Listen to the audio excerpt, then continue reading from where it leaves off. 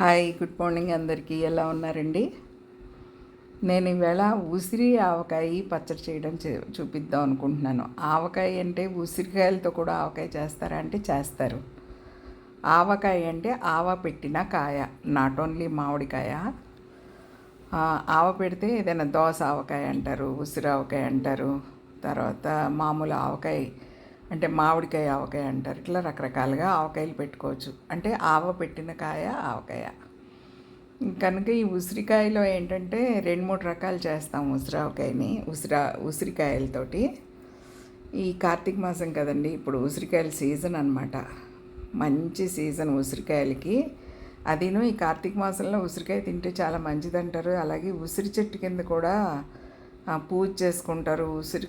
ఉసిరి చెట్టు కింద భోజనాలు చేస్తారు, వన భోజనాలు. అంటే ఉసిరికి ఉన్న ప్రాముఖ్యత, ప్రాధాన్యత, ఆ రకంగా పూజలు చేయడం అవన్నీ.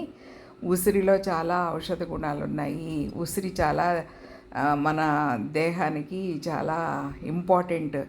అంటే దైవంతో సమానం. మన శరీరానికి మంచి ఆరోగ్య ప్రయోజనాలు కలగజేస్తేనే ఒక అర్థంతో ఈ ఉసిరి చెట్టుకు పూజలు చేయడం అనేది, ఉసిరి కాయలు తినడం అనేది పెట్టారనమాట. ఈ ఉసిరికాయల కాలంలో, ఈ కార్తీక మాసంలో ఉసిరికాయకి చాలా మంచి ప్రాధాన్యత ఉంటుందన్నమాట. అంటే పచ్చళ్ళు పెట్టుకోవడానికి కానీ, లేకపోతే ఊరబెట్టుకోవడానికి కానీ, లేకపోతే బయట స్కూల్స్ దగ్గర ఊరబెట్టిన కాయలు అమ్ముతూ ఉంటారు. పిల్లలు కొనుక్కొని తింటారు సరదాగా అవి. కానీ అవి ఎంత మంచిదంటే అంత మంచిది ఆరోగ్యానికి. ఆరోగ్యాలు కానీ ఉసిరికాయ చెప్పాలంటే సి విటమిన్ పుష్కలంగా ఉంటుందన్నమాట ఈ ఆవకాయలో, ఉసిరికాయలో.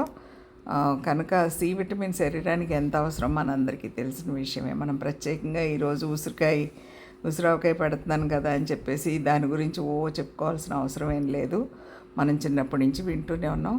పర్ఫెక్ట్ ఉసిరికాయ అనమాట ఇది. అందుకే అన్నిసార్లు చూపిస్తున్నాను. చూడండి ఎంత బాగా పండిందో. పండిన కాయలు ఇవేంటండి, చిన్న చిన్న ఉసిరికాయలు ఉన్నాయి కదా, అవన్నీ మామూలుగా రెగ్యులర్గా పూర్వం నుంచి ఉన్న కాయలు అనమాట. అంటే దేశవాళీ కాయలు.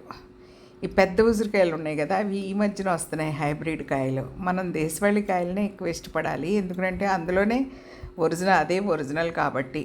నెక్స్ట్ ఇంకోటి ఏంటంటే, కంప్లీట్గా ఈ రోజున కూరగాయలు అన్నీ ఆర్గానిక్ అంటారు కదా, ఈ ఉసిరికాయలు కంప్లీట్గా ఆర్గానిక్ అనమాట, ఈ చిన్న ఉసిరికాయలు.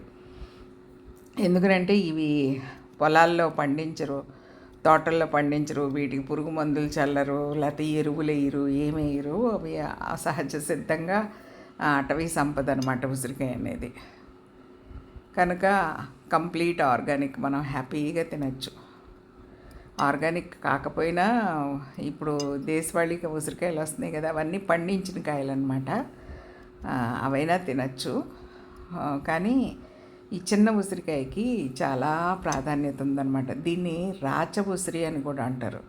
రాచ ఉసిరి అంటే రాచ అంటే తెలుసు కదా, రాజుగారు అనమాట. ఉసిరికాయల్లో రారాజు అని రాచ ఉసిరి అంటారు, లేకపోతే రాతి ఉసిరి అంటారు. రాతి ఉసిరి అనేది మామూలుగా వాడుక భాషలో వచ్చింది, కానీ దీన్ని రాచ ఉసిరి అనమాట. ఇది ఒరిజినల్గా దాని పేరు. ఈ ఉసిరికాయలు తెచ్చుకుని మనం చక్కగా శుభ్రంగా కడుక్కుని ఇలా ఏరుకుని ఆ మచ్చలు అవి లేకుండా శుభ్రంగా కట్ చేసుకోవాలన్నమాట. కడిగేసి బట్ట పెట్టి తుడిచేసేసుకుని అన్నీ అలాగా మచ్చలు అవి ఇది కాయ ఏంటంటే చాలా సుకుమారమైన కాయ.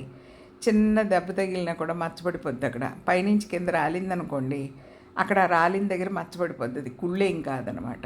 అది మనం గ్రహించుకోవాలి. పాడైపోయినాయి ఎలాగో పడేస్తాము, కానీ చిన్న కొమ్మ తగిలినా అలాంటి మచ్చలు వస్తాయి అన్నమాట. కింద పడినా లేకపోతే ఒక కొమ్మ రాసుకున్న మచ్చలు పడిపోతూ ఉంటాయి. తొందరగా నల్లబడిపోద్ది. ఇది తెచ్చి ఒక 2-3 రోజులు కదపకుండా అలా ఉంచినా కూడా నల్లబడిపోతాయి. ఈ తెచ్చి కట్ చేసుకున్నాక మనం చాలా అలా ఘాట్లు పెట్టుకుంటాం అనమాట. ఇప్పుడు నేను పెడుతున్నాను కదా, అలా ఘాట్లు పెట్టుకుని కాయలన్నిటికీ, పెద్ద ఉసిరికాయలు చిన్న ఉసిరికాయలు అన్నిటికీ ఘాట్లు పెట్టేసుకుంటాం. ఇంకా ఈ ఘాట్లు ఎందుకంటే వేయించినప్పుడు ఊరినప్పుడు లోపలికి వెళ్తుంది అనమాట. ఆయిల్ అలాగే ఉప్పు కారాలన్నీ లోపలికి వెళ్తాయి చక్కగా. అందుకని ఘాట్లు పెట్టుకోవాలి.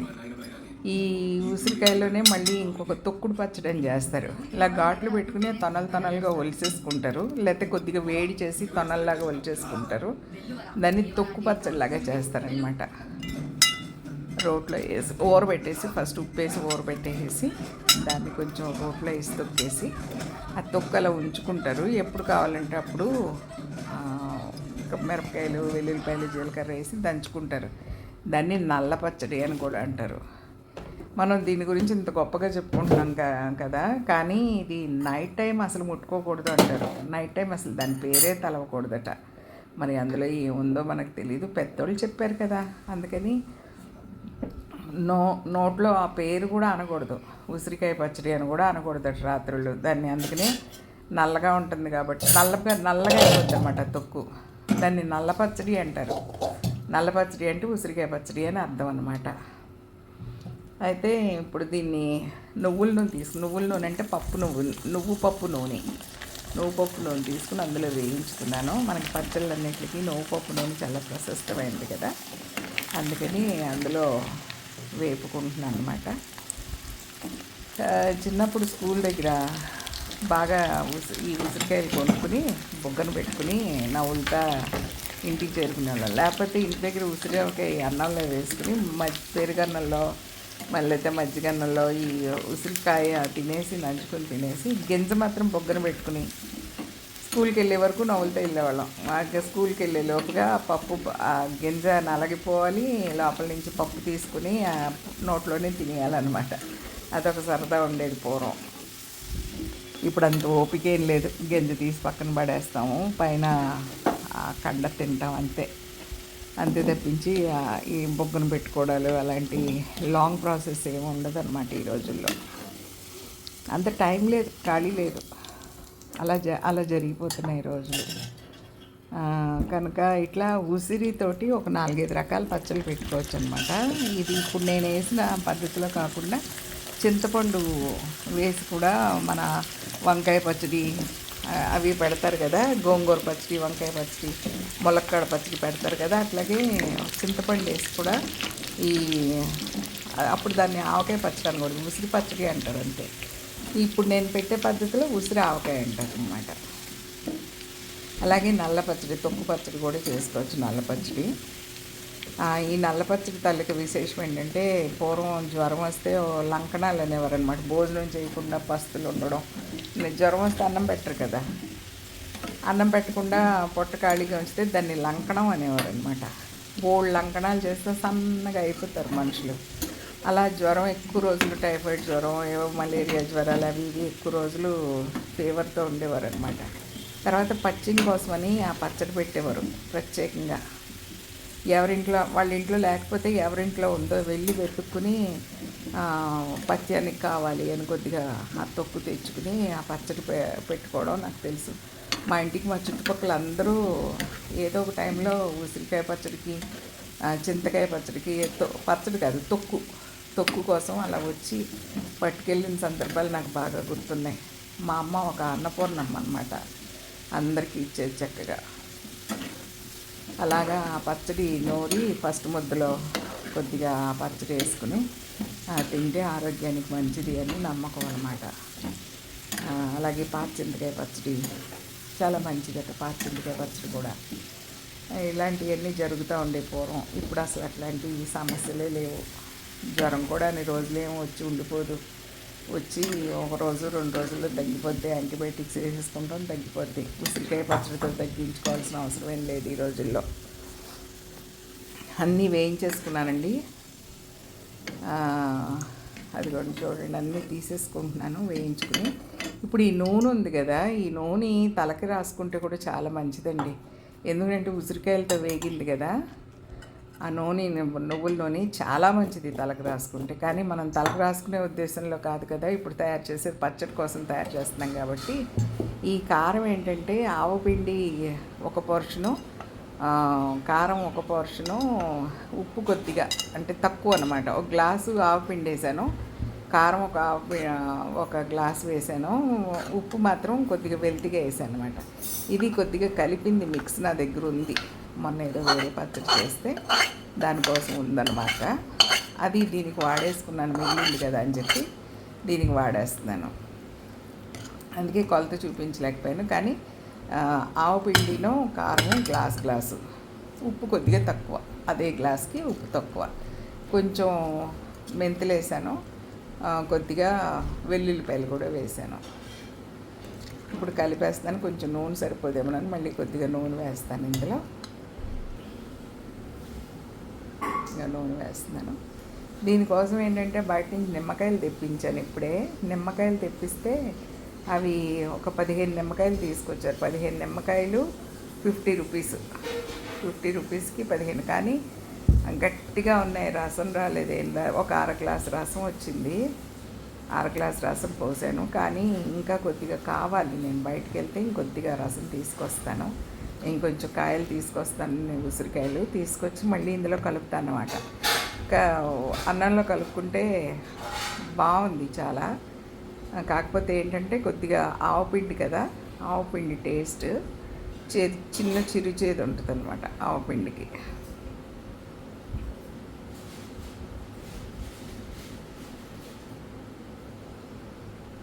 గరిటె తీసేస్తున్నాను.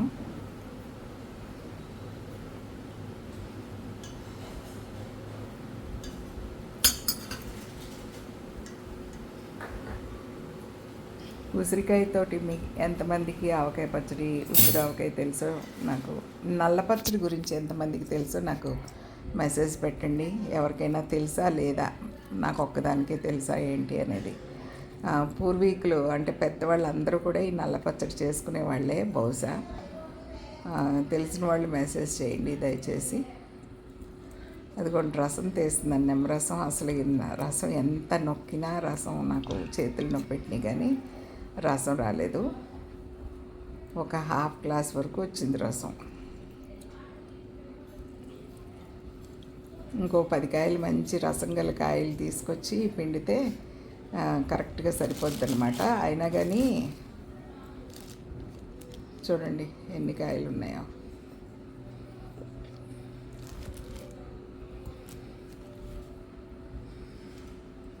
రసం లాలే, వేస్ట్.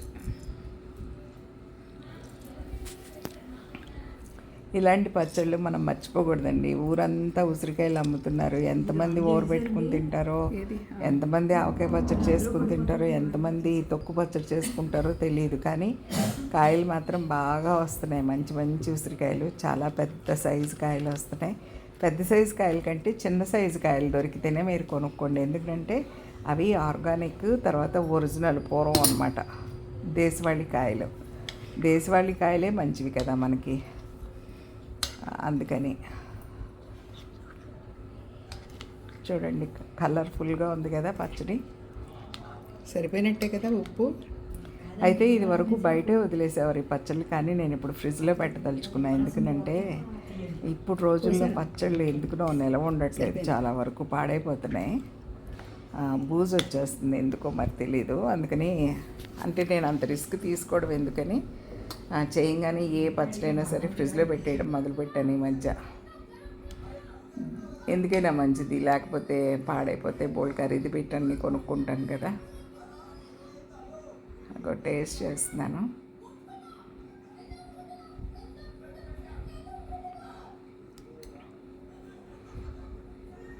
నాకు ఏదైనా నంజు లేకపోతే తినలేనండి. ఏదో ఒకటి ఉండాలి, అన్నంతో పాటు కూరతో పాటు ఏదో ఒకటి నంజుకోవడం అనేది ఉండాలి. అందుకే ఒక చిన్న ఆమ్లెట్ వేసుకున్నాను. వేసుకుని ఉప్పు చూద్దామని చెప్పి, ఉప్పు చూడాలి కదా, మామూలు నోటితో చూస్తే నాకు అర్థం కాదు, అన్నంలో కలుపుకుంటేనే తెలుస్తుంది కరెక్ట్గా నాకు.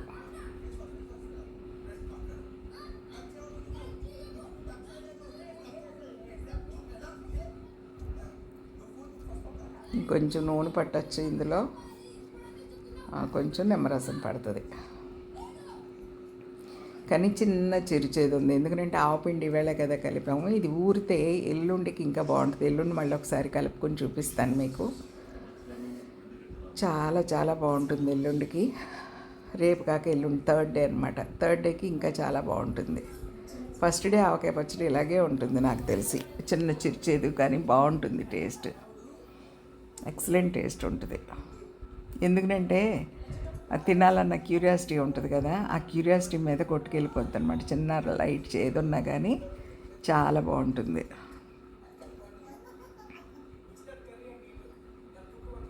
అసలు ఆ కలర్ చూడండి, కళ్ళకి ఎంత అందంగా ఉందో. ఐ ఫీస్ట్ లాగా ఉంది, కన్నుల పండుగ అనమాట.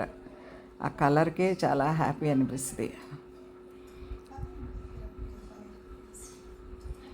తర్వాత ఇంకొకటి ఏంటంటే, ఒక 2 కాయలు బాగా ఘాట్లు ఎక్కువ పెట్టేశాను నేను. ఎక్కువ చిన్న కాయలు 2 ఘాట్లు ఎక్కువ పెట్టేసి నీళ్ళల్లో పడేసా. అంటే వాటర్ బాటిల్ ఉంటుంది కదా, వాటర్ బాటిల్లో పడేసా. మనం ఉసిరికాయ కొరికిన తర్వాత, ఉసిరికాయ తిన్న తర్వాత వాటర్ తాగడం ఎంతమందికి తెలుసో నాకు కామెంట్ చేయండి. ఆ నీళ్ళు తాగితే చాలా స్వీట్గా ఉంటాయి అన్నమాట, తియ్యగా ఉంటాయి నీళ్ళు. ఉసిరికాయ తిన్న తర్వాత నీళ్ళు చాలా తియ్యగా ఉంటాయి.